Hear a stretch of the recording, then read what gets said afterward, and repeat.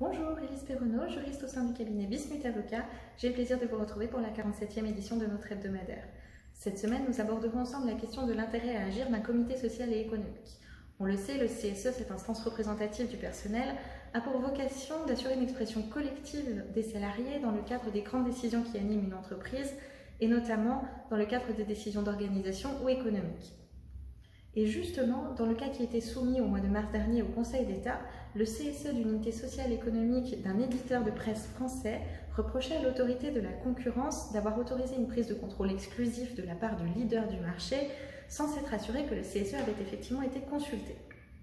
À ce titre, deux interrogations devaient se poser, et notamment celle de l'intérêt à agir du CSE. C'est d'ailleurs la première fois que le Conseil d'État est saisi de cette question. Et celui-ci va donc affirmer que le CSE a effectivement la qualité à agir, non pas par son intérêt direct et personnel, mais bien par les missions de protection qui lui sont dévolues. Reste encore que sur le fond, son action ne sera pas recevable, notamment parce que le Conseil d'État constate que l'autorité de la concurrence n'a pas vocation à s'assurer que les diligences préalables de consultation du CSE ont bien été respectées, et recentre l'autorité de la concurrence sur ses missions initiales de vérification du marché. Alors pour plus de détails, je vous invite à vous reporter à notre hebdomadaire et vous en souhaite une très bonne lecture. À bientôt.